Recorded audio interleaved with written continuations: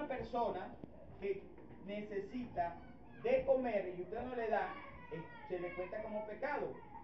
Si usted es un viejecito que está ahí subiendo y no puede subir, ni siquiera lo empuja para que se apure, se le cuenta como pecado. O sea, hacer el mal es pecado, ¿verdad? Es todo aquello lo contrario de Dios. ¿Okay? Ahora, la Biblia nos detalla en el libro de Gálatas cuáles son esos pecados en los cuales el mundo se caracteriza.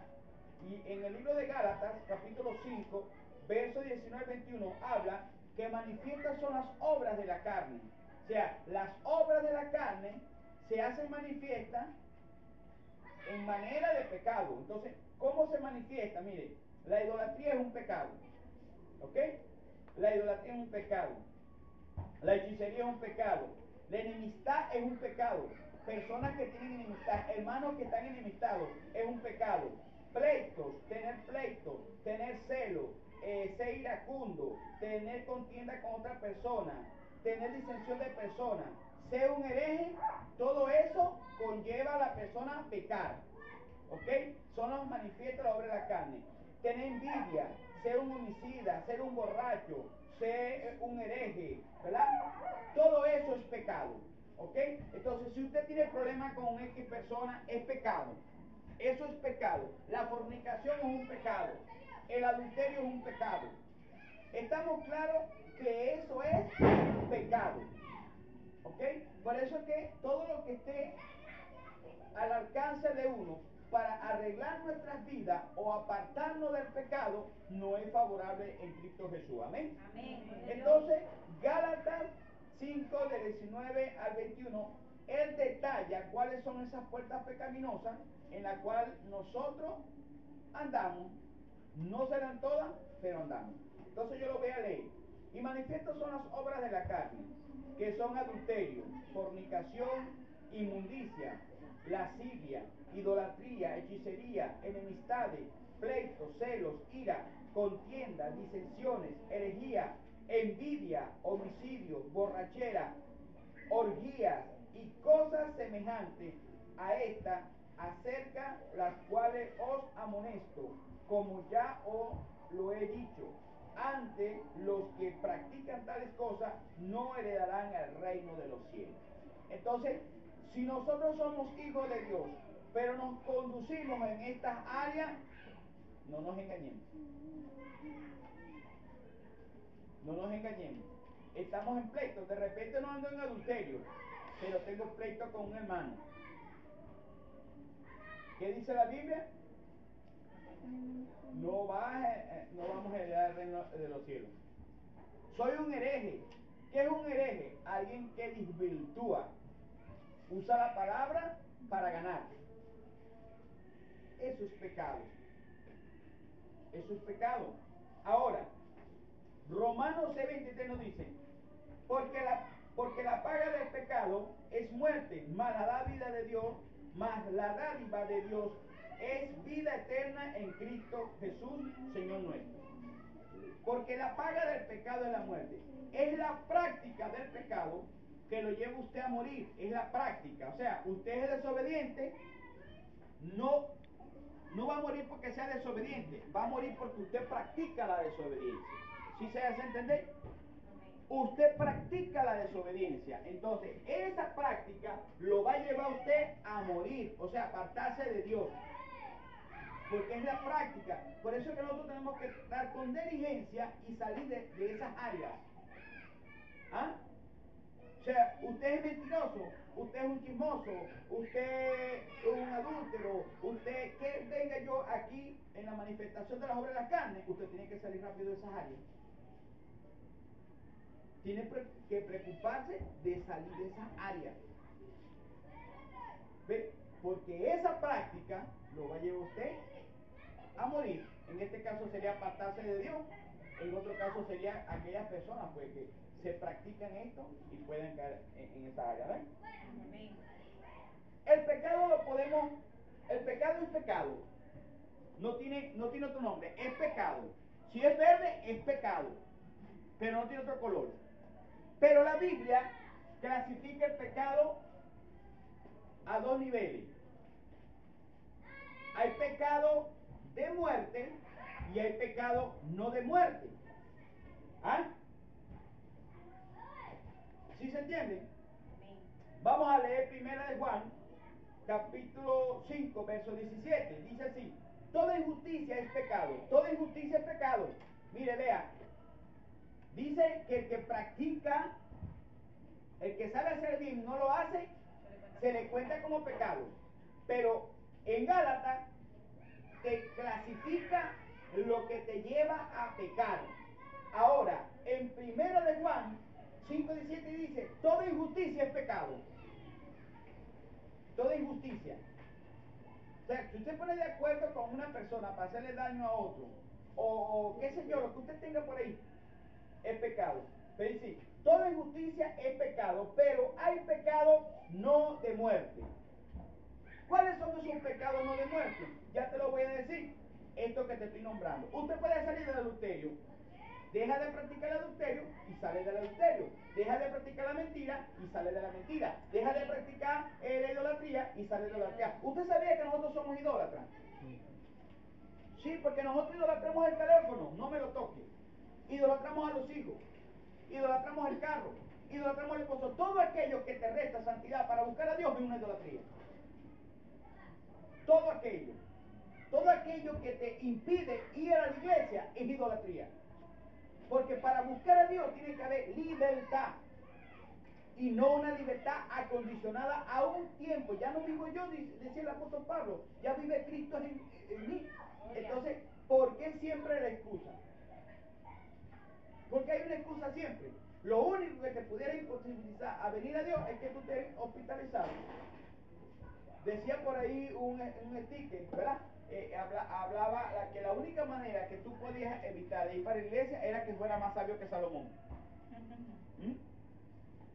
Y decía otra serie de cosas que no me recuerdo ahorita. Entonces toda injusticia es pecado. Pero el pecado no de muerte. O sea, aquellos pecados, aquellas cosas que te imposibilitan buscar a Dios, pero tienes la oportunidad hoy, que voy a hablar de hoy, no de mañana, mañana no sé, hoy de salir de ella, no es de muerte.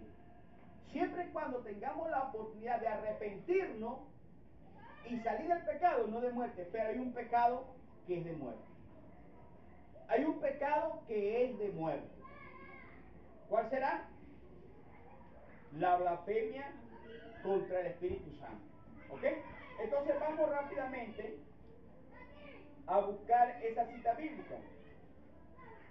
Vamos a buscar, creo que está en el libro de Juan.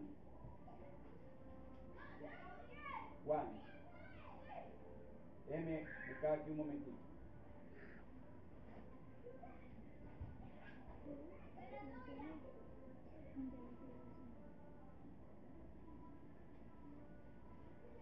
Está en el libro de Mateo, capítulo 12, verso 31. Por tanto, os digo, todo pecado y blasfemia será perdonada a los hombres, mas la blasfemia contra el Espíritu Santo no le será perdonada. La blasfemia contra el Espíritu Santo. O sea, usted dice de esta manera, porque mira, somos bastante religiosos. Somos bastante religiosos para acomodar la palabra y darle un sentido no común a lo que habla el texto. Y dice, bueno, yo creo en el Espíritu Santo. ¿Seguro que usted cree en el Espíritu Santo? ¿Estamos creyendo en el Espíritu Santo? ¿Ah? ¿Creemos? Amén. ¿Seguro que creemos? Usted tiene un problema y usted cree que el Espíritu Santo lo va a sacar del problema.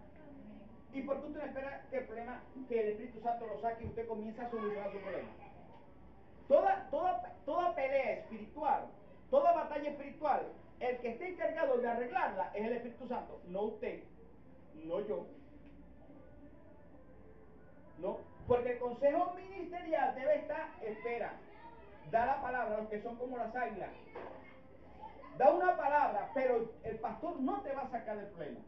El que te va a sacar del problema es el Espíritu Santo. ¿Ah? ¿O no? Amén. Pero, ¿cuándo usted niega al Espíritu Santo? ¿Mm? ¿Ah?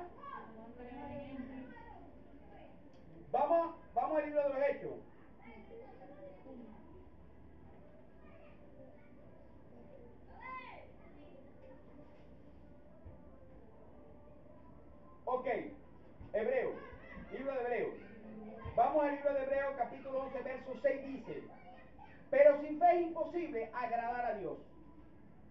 O sea, cuando usted no tiene fe, ¿qué está pasando allí? Usted está blasfemando, usted está blasfemando. Usted está blasfemando porque en este gobierno el que reina en nuestra vida es el Espíritu Santo. Entonces, cuando usted no cree en una palabra soltada de aquí, usted está negando el Espíritu Santo.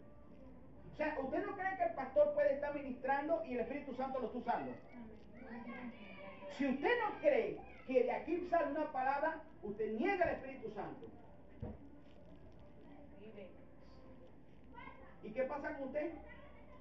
No se le es perdonado ese pecado. No se le es perdonado. Porque siempre y cuando no se salga del texto de la Biblia, usted debe creer que Dios está hablando. ¿Vive o no vive? Vive. ¿Ah? Ahora, si el Espíritu Santo en estos tiempos constituyó la ofrenda, los diezmos, en la congregación y todas esas cosas, y usted no lo cree, ¿dónde va usted?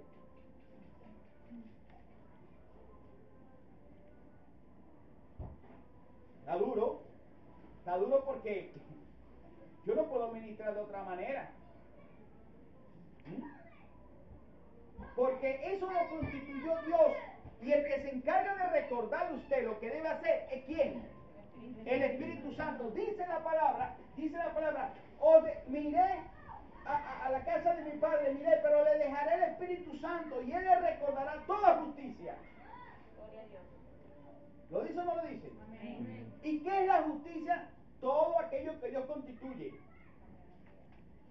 Todo aquello que Dios dejó constituido para nosotros hoy es la justicia de Dios. ¿Qué ocurre cuando no ponemos en obra esa justicia? ¿Ah? Blasfemamos contra el Espíritu Santo. Blasfemamos contra la fe. Entonces, sin fe es imposible agradar a Dios. Hebreos 5 dice, pero sin fe es imposible agradar a Dios, porque es necesario que el que se acerca a Dios crea que aquí está ministrando el Espíritu Santo. Si usted no cree, mire, hay iglesias que se caracterizan cuando el pastor es muy duro, así como soy yo, de decir, ahí no está ministrando Dios. Porque bien sea que yo le vea a usted una deficiencia y lo ataque por la palabra, eso es de Dios. Pero como no viene la voz esa de Drácula, porque hay una voz de Drácula que ¡oh! Y le dice a usted, el lunar que tiene en la oreja, usted no cree que es Dios que está hablando. ¿Cómo atacamos a nuestros hijos cuando los vamos a corregir? Usted tiene hijos. ¿Cómo usted corrió a su hijo? ¿Ah? Si usted es cristiano, usted le va a decir, a papá Dios no le gusta eso. Pero usted no está viendo el error del muchacho para aplicarle a la Biblia. Lo está haciendo, ¿verdad? Y es Dios que está hablando por usted, porque usted está citando la Biblia. ¿Y por qué? Si yo le veo a usted un defecto y lo ataco por la palabra, porque usted no cree que es el Espíritu Santo que le está hablando. Porque usted cree que el pastor está en la carne, porque ya me vio el problema. Hermano, el pecado se disfraza. ¿Ah? El pecado se disfraza. No se note, aquellas personas que no diezman, como hay gente aquí que no diezma, o no ofrenda, no van para el cielo, hermano. No van. Porque de repente usted no trabaja, pero la Biblia dice, a como haya prosperado en la semana. Así lo dice. Así lo dice.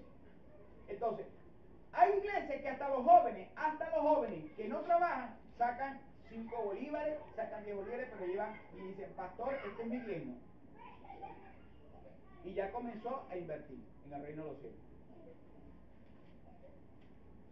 Porque estos son temas duros en la iglesia. Ahorita anda una religión por ahí, sí, una religión, vamos a decirlo así, que el diezmo fue abolido. Que en estos tiempos ya no se diezma, sino se ofrenda. Bueno, pudiera ser que yo aceptara eso acá, pero ¿dónde están las ofrendas? Porque dicen que las ofrendas es arremecida y apretada, es más que el 10%.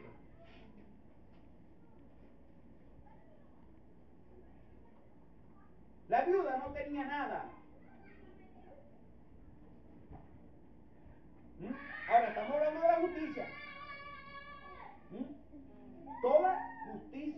Toda injusticia, ¿qué dice? Será perdonada, ¿verdad? Vamos otra vez a la cita bíblica, por favor. Toda injusticia es pecado, pero hay un pecado no de muerte. Toda injusticia que usted no pueda cumplir es un pecado para usted. Se le cuenta como pecado. Y de repente usted no anda en las obras de la carne. No idolatra, no mata, no fornica, no hace nada de eso. No anda en nada de eso, pero no diezma. Pero no ofrenda. Y por eso le va contando. Entonces, había un señor, un muchacho llamado Juan Pérez. Y Juan Pérez iba a la iglesia. Gloria a Dios, aleluya. Colaboraba con el pastor. Él era el primero que estaba en la iglesia. Pero Juan Pérez tenía un problema. Juan Pérez no diezmaba, no ofrendaba, porque era una atadura que tenía él. Nadie nunca le dijo eso, y si se lo dijo, él no hizo caso omiso.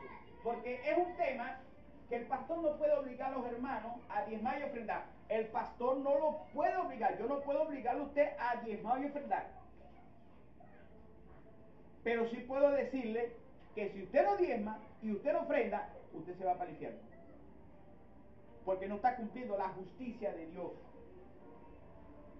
Ahora, yo debo librar de las manos mías su sangre. Porque si yo no le digo esto, usted se pierde, ese pecado se me sume a mí. Yo debo darle el mensaje. Entonces Juan Pérez no diezmaba, no ofrendaba, y era un miembro activo en la iglesia. Y Juan Pérez tocó morir. Le tocó morir.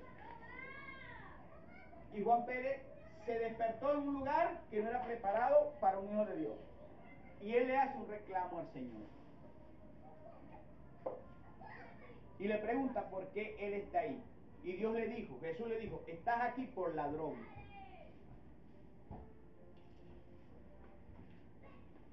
El libro de Apocalipsis dice, ni los cobardes, ni los ladrones. Un cobarde es aquel que no cumple la justicia de Dios. Y un cobarde es uno que huye. Pero dice, ni los cobardes, ni los ladrones. Por eso Juan Pérez estaba en ese lugar. Ahora, no es conveniente cumplir toda justicia. Jesús le dijo estas palabras a Juan el Bautista. Juan estaba en el río Jordán bautizando. Y cuando Juan ve a Jesús, se repitió la misma escena cuando la mamá de Jesús y la mamá de Juan se encontraron. Cuando ella se encuentra estando embarazada, poder del Espíritu Santo se sintió en el vientre de ambas. Y como ya había una conexión espiritual, porque cuando usted está conectado espiritualmente, usted camina al alineamiento que Dios le da. Usted no anda cuestionando nada. Usted dice, ese es mi pastor y Dios lo usa y yo cumplo.